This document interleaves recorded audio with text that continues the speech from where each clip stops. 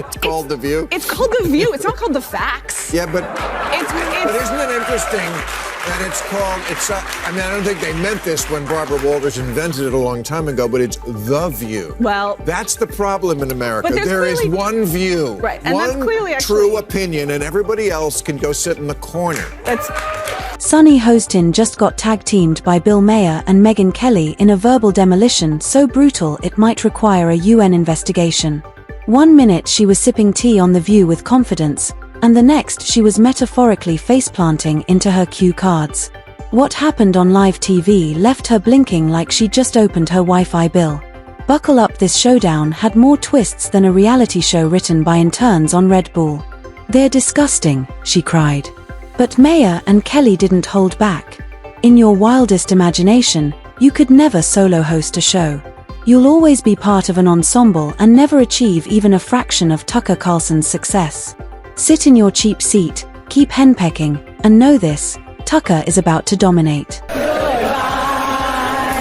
They're disgusting. She's Anna Navarro. In your wildest imagination, you could never solo host a show. You will only ever make it as part of an ensemble, and you could never hope to achieve the success that Tucker Carlson has. So you can sit in your little cheap seats all day long and enjoy your little negative henpecking, but your careers are going nowhere, and Tucker is about to dominate. Maher and Megyn Kelly, two people who never need an excuse to be blunt, finally had enough of Sunny's faux intellectual dominance. Maher's dry, scorched earth sarcasm collided with Kelly's icy precision, and suddenly Sunny's soapbox looked more like a wobbly IKEA stool. It wasn't a debate. It was an academic demolition derby, one where Sunny brought glitter glue while the others brought bulldozers. Talk about Whoopi Goldberg, because I got so many texts this week because she attacked me the week before. Sure. So everybody was like, "Oh, Bill, I get you're enjoying the karma." First of all, I'm going to talk about this at the end of my show next week, teaser. But there is no fucking thing as karma, okay? Get over that. Whoopi attacks me on a regular basis. She says stupid shit on a regular basis. They just happen to coincide. Let's start with Sunny's favorite hobby, weaponizing her law degree like a smug Jedi with a lightsaber. Her credentials might as well be tattooed on her forehead: former federal prosecutor, legal expert, professional fingerwagger.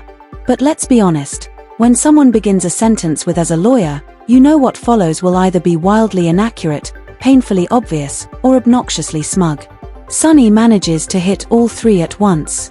It's a legal TED Talk with no facts and maximum moral superiority. That hot mess that they air in the mornings, called The View, had to issue not one, but 4 corrections, legal corrections, 4 legal notes. Not to mention what they did at that debate, where once again, they tried to fact check only one side, and then when their fact checks got fact checked, they cowered. They cowered in fear. I mean, this is a pattern. What's truly special is Sunny's uncanny ability to turn literally any topic, whether TikTok trends, even mayonnaise storage, into a deep monologue about racial injustice.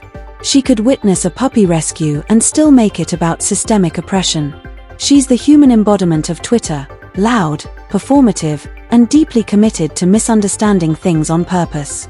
Even Whoopi seems to struggle with Sunny's non-stop melodrama. Term you want.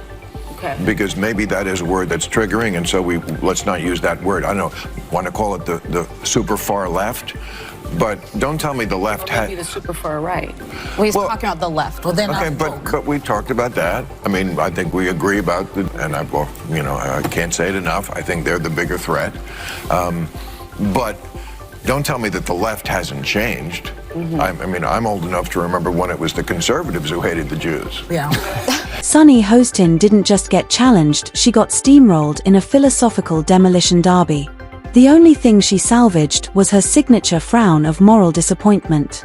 It's one thing to have strong opinions, it's another to turn every conversation into a courtroom monologue. But that's Sunny's whole brand. She's not discussing, she's performing with herself as the star, jury, and applause sign. But Maher and Kelly weren't playing along. They brought facts, wit, and logic. And suddenly, Sunny's TED Talk energy looked like a bad improved skit no one asked for. And finally, new rule: stop saying that Whoopi Goldberg getting yanked from The View right after she attacked me on The View is karma. There's no such thing as karma. Sorry. Sorry, but life is random. The only word to describe it when a big game hunter gets trampled by an elephant and then eaten by lions is hilarious.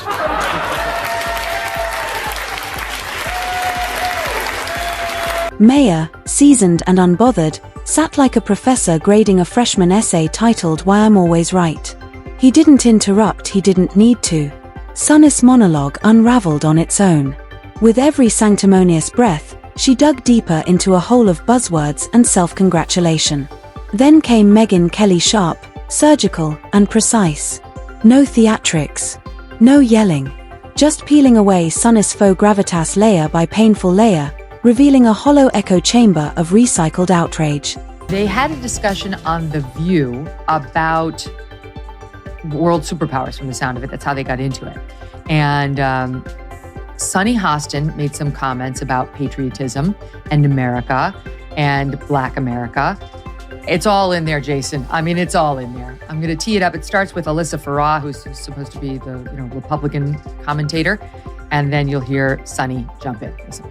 If America is not the #1 global power, it's not going to be Denmark. It's going to be communist China, a country that right now the government is imprisoning Uyghur Muslims in concentration camps. It is a deeply racist government. It's a human rights violating government. It is a government that if they are the leader of the free world, we are not a free world the way that we are right now. The notion of patriotism and the notion of America and the American flag has been co-opted by the right as if they are true patriots.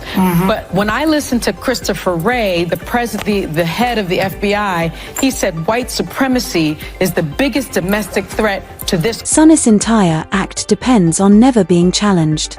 She thrives in monologue, not dialogue. Accuse, dramatize, moralize, that's her cocktail. But when someone like Kelly calmly pokes a hole in her inflated persona, the collapse is immediate. What followed wasn't a minor misstep, it was a full-blown ideological faceplant. When your whole identity is built on a fragile scaffold of moral superiority, even a whisper of dissent can sound like an earthquake. And Sunny, she crumbled. Trump will be sworn in as the 47th president of the United States, yay, on January 20th of this month. Not everyone's happy about it, and many people would like us to be more focused on the insurrection that he personally unleashed. If you ask them, as we discussed earlier, they think it's as bad as like the Holocaust, and you don't have to take my word for it. Here is Sunny Hostin of The View. January 6th was an atrocity. It was one of the worst moments in American history. And when you think about the worst moments in American history, like World War II, things that happened, like the Holocaust, chattel slavery. Yeah, the January 6th is right up there next to the Holocaust and Megyn Kelly's very existence seems to trigger Sunny like a fire alarm in a nap room. The moment Kelly speaks, Sunny's voice jumps an octave. Kelly's crime? Speaking in coherent sentences and citing facts, an act of heresy on The View. While Sunny clutches her pearls over another imaginary political apocalypse, Megyn calmly cuts through the nonsense. She uses stats. She speaks without shrieking. It's a terrifying display for the View panel, at least. The tone they all talk with him. I want you to look at Sunny Hostin's body language and the way they look at him and everything else. Just because he is a lefty who hasn't gone completely bananas, here they are talking about the word woke. The term woke has been, in my view, co-opted by the right and weaponized and bastardized. And so I was surprised to hear you use the term because historically, as you know, because I think you're quite brilliant, that woke is a word used by the Black community to note that we must be aware of social injustices. But words migrate. Why is that a bad thing? It's not a bad thing, and originally that was absolutely a great thing. Alert to injustice, who's not for that? But words... It wasn't a fair fight. Sunny came armed with emotional outbursts and vague vibes. Megyn brought precision-guided missiles of logic and reason. It was like watching someone bring a coloring book to a chess tournament. Sunny's neurons looked like they were short-circuiting in real time. Every time Megyn used facts or history, Sunny retreated to indignation. You half expected her to scream, "How dare you bring math into this?" And don't get started on her war against comedy. To Sunny, sarcasm is hate speech, and satire is a personal attack. Whoopi Goldberg was angry when Alyssa pointed out that Trump went to the funeral of Officer Diller. Yes. On Long Island, and Joe Biden went to a podcast. Look at Whoopi Goldberg's reaction. Choose what you like there, but for Republicans, it was good imagery. Really? One day later, yes. And I'm asking that because I was so offended because you know who showed up. Yeah. And he was, whether he was asked or not.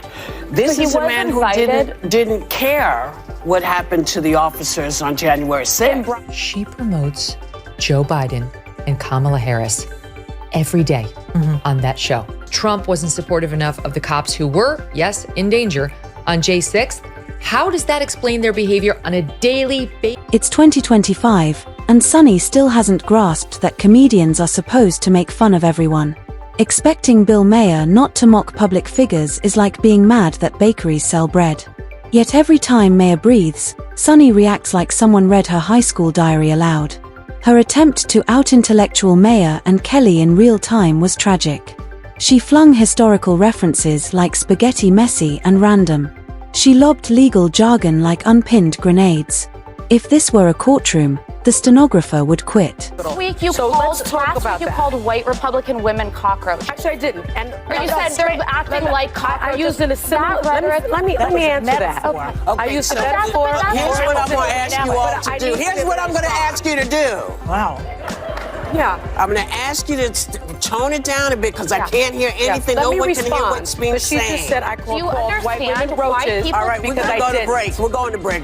Bill Maher, cool as a cucumber in a cryogenic freezer, lets Sunny's tirades bounce off him like Nerf darts on concrete. This isn't his first rodeo.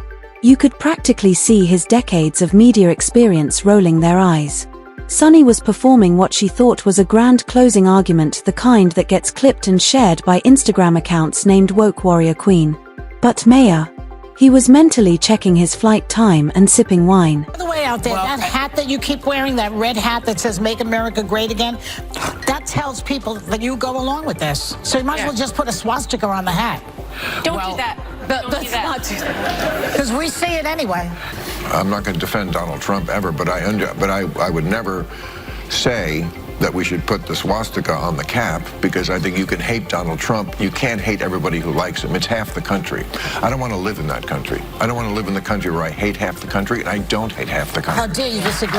Megyn Kelly didn't even raise her voice, she didn't need to. Her rebuttals were razor sharp and calmly delivered. Sunny looked like she was being politely disassembled by someone who had already filled out her credibility's death certificate. This wasn't a debate, it was an exorcism. Sunny flailed, trying to convince viewers that reality was just another opinion. She walks around like her takes are commandments, and anyone who disagrees is a heretic. But here's the irony, she's all about defending women unless one dares to disagree. Then it's open combat, her final move? The moral victim card. When logic fails, she switches to feelings. When feelings run out, she accuses the other side of endangering democracy, puppies, and brunch. Maher didn't engage. He just pointed out how ridiculous things had gotten, leaving Sunny sputtering to recover whatever dignity remained, now buried under deleted tweets and exhausted viewers. Her collapse wasn't physical, it was the implosion of a worldview allergic to reality. And while her fans call it brave, the rest of us saw it for what it was, a tantrum in heels. When Sunny speaks, it's not disagreement that makes people mute their TVs. It's the endless lectures, the pearl-clutching, the weaponized victimhood. In the end, no matter how passionately she yells, clutches her pearls, or recites half-baked outrage, one truth remains. Sunny Hostin just got absolutely torched on live television. And the ashes spell one word.